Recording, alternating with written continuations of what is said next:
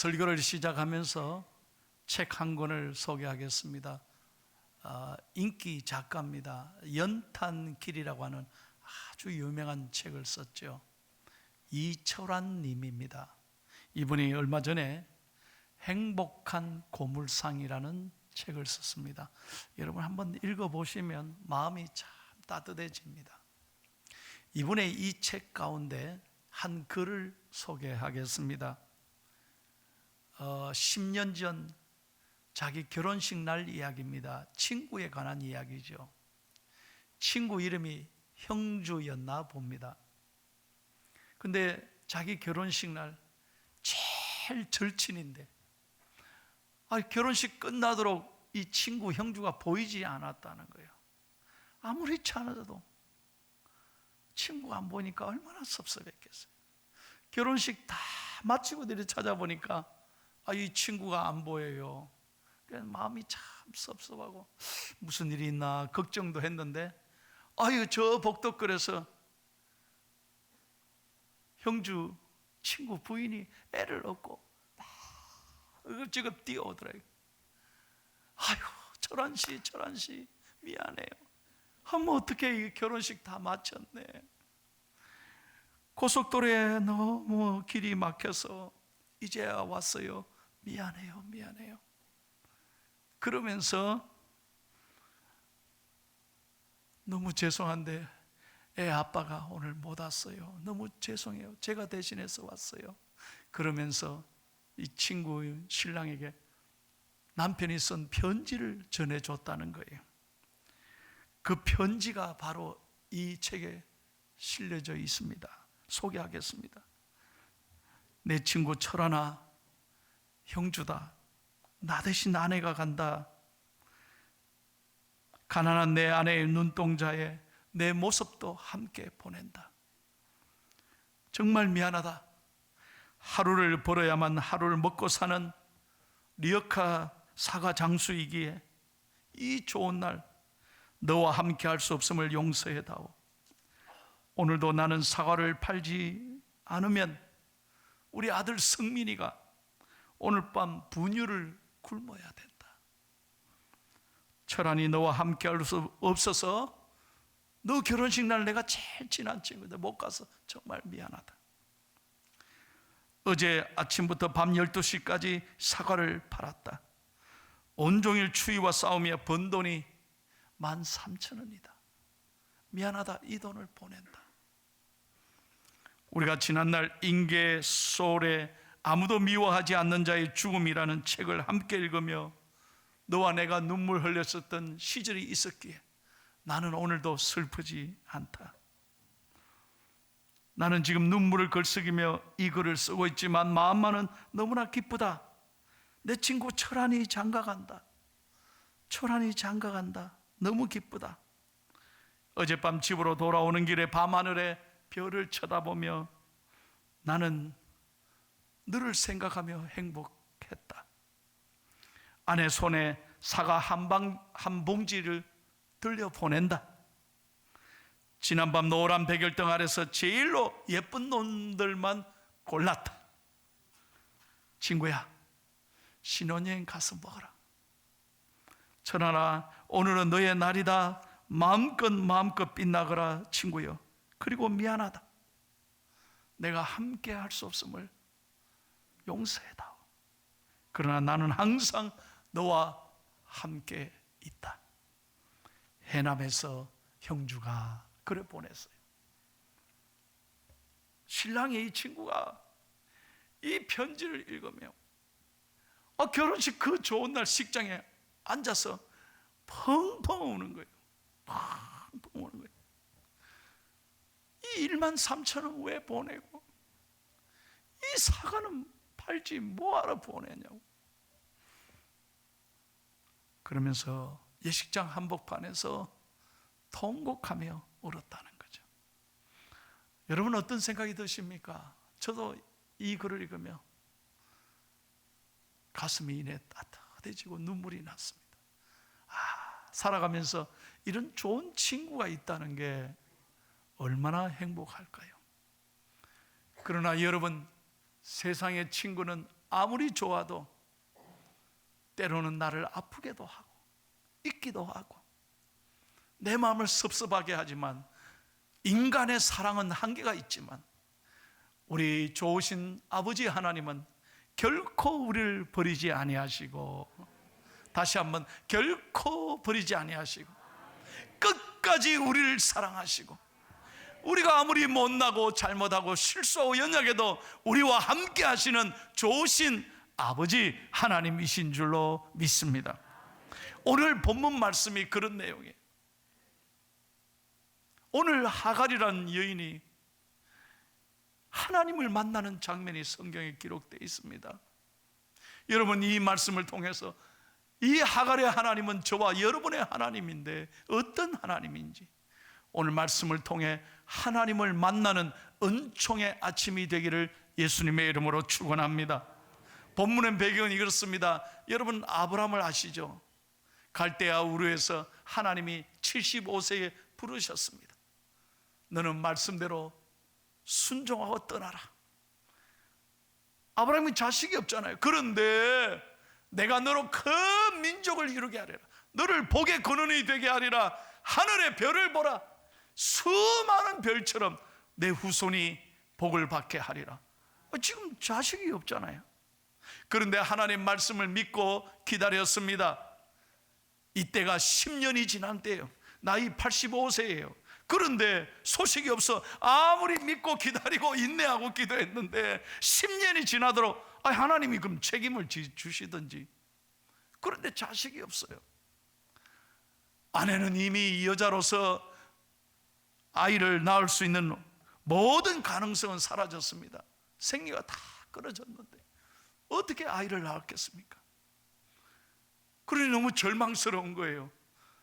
그 와중에 이 사라에게는 몸종 여인이 있었습니다. 애굽 여자입니다. 그 이름이 하갈이었던 거예요. 그래서 생각하다가 부인에게는 도저히 사라에게는 아기를 못 낳으니 그 요종 하갈에게서 자식을 얻으면 어떻겠느냐. 그 부인의 양해를 얻었어요. 그리고 동침해서 아들을 갖게 된 거예요. 임신을 하게 된 거예요. 그런데 이 하갈이요, 싹 달라지는 거예요. 그렇게 말 고분고분하게 잘 듣던 여종이었는데 아이를 가지니까요, 막 대들기 시작한 거예요. 조강지처를 들이받기 시작하는 거예요.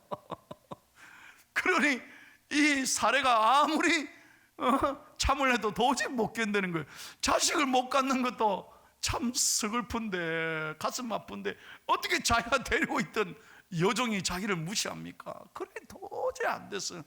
아브라함하고 의논해서 이 하갈을 쫓아내버리는 거예요. 오늘 본문이 여기서부터 시작해. 배는 불렀어. 주인이 임신시켜 놓고 내쫓아버리는 거예요. 그러니 광야에 갈 데가 어디 있어요? 그러니 너무 인생이 너무너무 힘든 거예요. 고달픈 거예요. 바로 그때 하나님께서 이 하갈의 형편을 아시고 찾아오셨어요. 7절 8절을 여러분 제가 지금까지 잘 설명했으니까 다시 한번 읽겠습니다. 7절 8절 시작.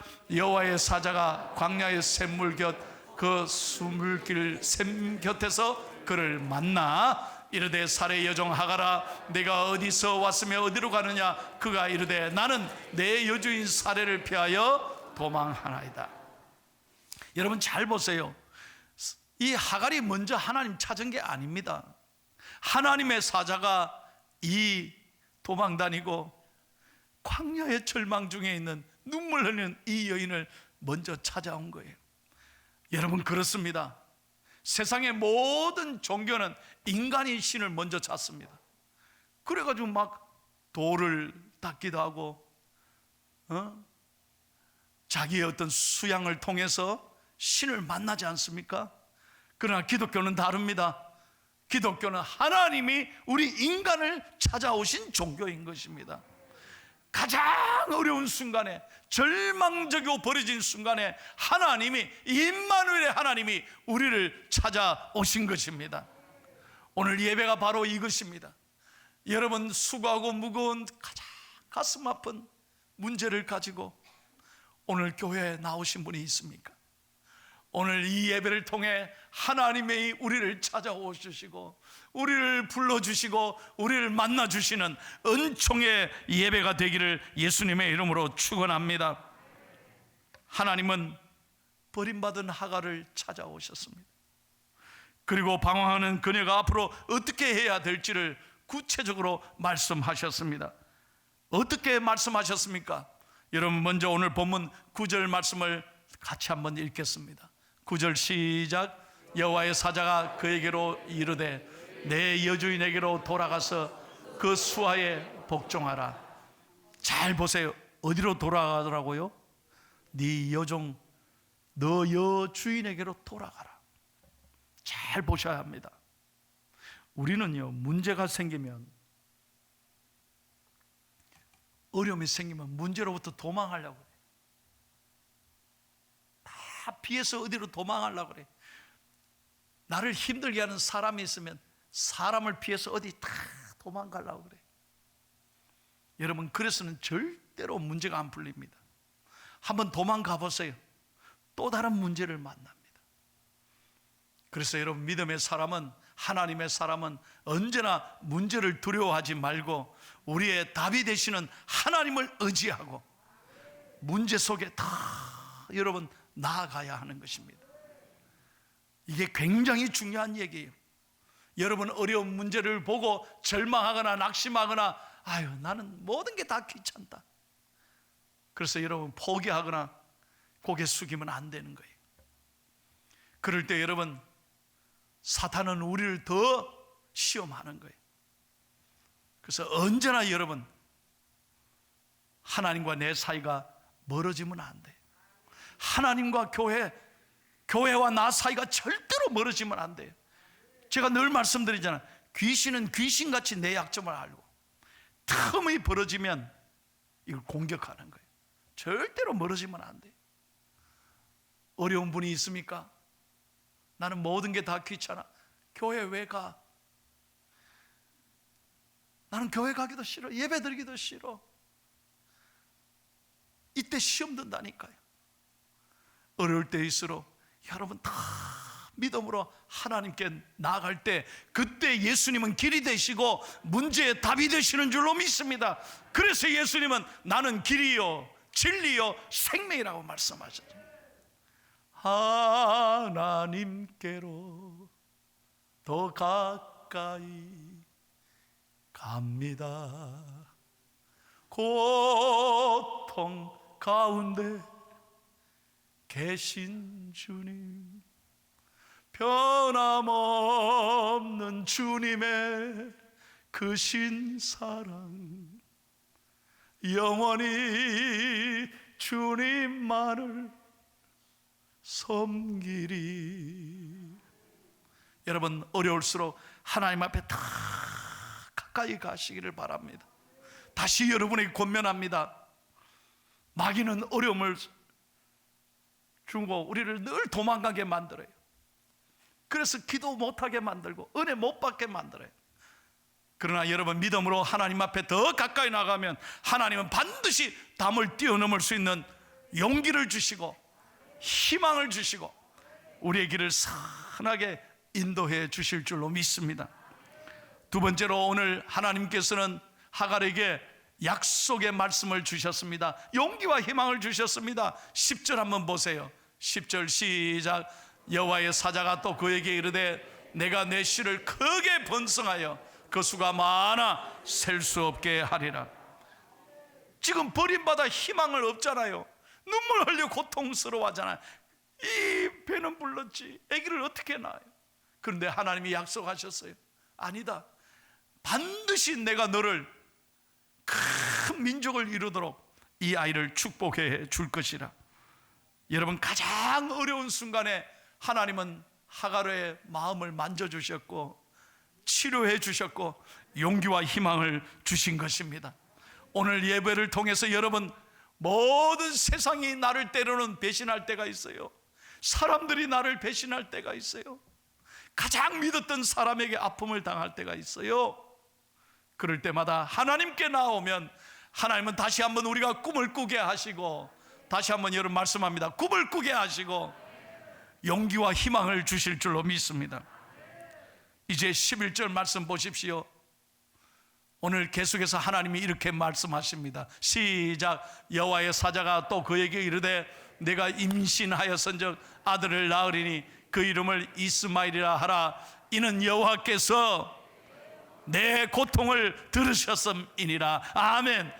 여러분 이 말씀을 기억하세요. 이는 내 고통에서 여호와께서 들으셨음이니라. 우리 하나님 어떤 하나님입니까? 내 고통을 아시고 내 작은 신음소리까지도 귀 기울여 들으시는 하나님이신 줄로 믿습니다. 저는 며칠 전에 목요일인가요? 오후에 교회로 오는데 이 찬양을 갑자기 부르고 싶다. 나 혼자 운전하다가 신실하신 하나님 실수가 없으신 찬양. 아무도 없으니까 뭐 나 혼자 찬양하고 오는데요, 갑자기 차가 막 신호도 안 넣고 그냥 팍 들어오는 거예요. 여러분 우리는 그때 얼마나 당황스럽습니까? 보통 때는 막 화가 나고 욕이 나오는데 욕 안 했어요. 좋으신 하나님과 함께 하니까 욕이 안 나오고 뭐 사정이 있겠지. 그런데요, 고맙다고 깜빡이도 안 켜. 그래도 흔들리지 않았어요. 얼마나 우리 하나님 감사하신 하나님, 좋으신 하나님. 내가 만약에 찬양 안 부르고 막 갔다면 아마 사고 났을, 들이박았을 거예요. 아마 내 차를 못 받는 거예요. 그런데 참 좋으신 하나님을 찬양하고 가니까 이렇게 확 들어도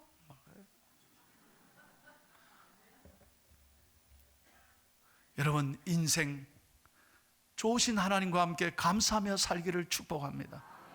제가 엊그저께 금요 에바다의 밤에 이런 설교를 했습니다. 며칠 전 잠깐 뉴스 TV를 켜니까 대담 프로가 나오는데 어떤 가수가 그런 얘기를 해요. 딱 나는 이상하게 그런 얘기들이요 귀에서 떠나질 않아요. 딱 항상 머리에 기억하고 있어요. 좋은 말들. 뭐라고 말하냐? 복이란 놈은, 잘 들어봐요, 복이란 놈은 멍청해서 내가 진짜로 웃는지 가짜로 웃는지 모른대요. 그런데 일단 웃으면 복이란 놈은 따라온대요. 여러분 어떻게 생각하십니까? 저 그 얘기 듣고 한참 생각했어요. 그러면서 자기는 가수인데 인기가 오를 때도 있고 안 오를 때도 있고 막 잘 안 될 때도 있잖아요. 그런데도 항상 웃으려고 애를 쓰는데 자기가 시범을 보이더라니까요. 그러니까 자 사회자들 다 따라하세요. 나도 서서 따라했다니까요. 그러니까 내 마음이요 억지라도 웃으니까 기쁜 거예요. 알아서 하세요, 여러분. 저는 그 말에 굉장히 중요한 포인트를 배웠어요. 여러분 예수 믿고 왜 그렇게 심각하게 사는겨? 맞는겨 안 맞는겨? 예수 믿는다면서 이렇게 교회에 나오면서 왜 그렇게 인상 쓰고 화내고 분노하고? 이거 아니지 않는겨? 예? 우리가 정말 예수님 믿으면 좋으신 하나님 의지하고, 다시 한번 좋으신 하나님 의지하고 늘 감사하고 그러잖아요. 오늘 하루 살아있는 게 얼마나 감사해요. 할렐루야. 그렇게 행복하게, 인생 아무것도 아니라니까요. 이 짧은 인생, 한 번밖에 없는 인생, 여러분들 감사하고 행복하고 좋으신 하나님 안에서 기쁨을 누리며 살아가기를 축복합니다. 그래서 오늘 마지막으로 하갈이 이렇게 고백합니다. 잘 보세요. 지금까지 하갈은 여종이었잖아요. 하나님을 만나지 못했어요. 그냥 사례를 돕고 아브라함이 제사할 때 시종 들고 이 정도 주인에게서 하나님에 대하여 들었기만 했어요. 그런데 오늘 13절 한번 보세요. 그녀의 입에서 놀라운 고백이 나옵니다. 이게 오늘 가장 중요한 말씀이에요. 13절 시작. 하갈이 자기에게 이르신 여호와의 이름을 나를 살피시는 하나님이라 하였으니 이는 내가 어떻게 여기서 나를 살피시는 하나님을 배웠는고 함이라. 할렐루야. 지금까지는 듣기만 했다 이거예요.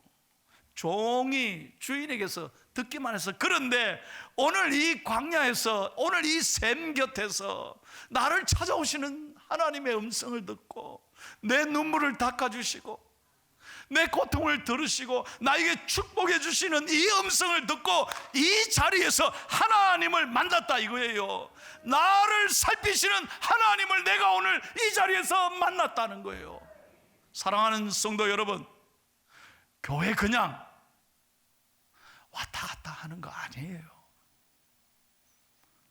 그냥 성전 뜰 밟고 지나가면 안 돼요. 이 예배를 통해 오늘 여러분들이 하나님을 만나는 자리가 되기를 축복합니다. 나를 살피시는 하나님, 내 눈물을 닦으시고 내 마음을 붙잡아 주시고 내 삶에 용기와 희망을 주시는 하나님을 이 자리에서 만나기를 예수님의 이름으로 축원합니다. 수십 년 교회 다녀도요, 귀로는 많이 들었어요. 잘 들어보세요. 하나님에 대해서 아는 건 많아. 이 가슴이 허전할 거예요. 왜? 하나님을 체험하지 못하면, 어떤 하나님과를 체험하지 못하면 가슴이 허전하다는 거예요. 그러나 여러분, 하나님을 만난 사람은 어떤 경우에도 실망하지 않아요. 낙심하지 않아요. 믿고 나갈 때 여러분의 오늘 이 자리가 기적의 자리, 응답의 자리가 될 줄로 믿습니다. 그래서 마지막 14절 읽고 마치겠습니다. 자, 오늘 그 하나님과의 만남의 자리를 뭐라고 불렀습니까? 다 같이요, 시작. 이름으로 그 샘을 부엘라 헤로이라 불렀으며 그것은 가데스와 베레스 사이에 있더라. 그래서 오늘 설교 제목이 좀 어려워요. 부엘라 헤로이, 나를 보살피시고 살아계신 하나님의 우물이라 이 말이에요. 오늘 여러분이 앉아서 예배드리는 이 자리, 우리 포항중앙교회가 여러분의 부엘라 헤로이가 되시기를 축복합니다. 여러분 가운데 낙심한 분이 있습니까? 몸이 아픈 분이 있습니까? 물질적으로 너무 어려움을 겪는 분이 있습니까? 걱정하지 마세요.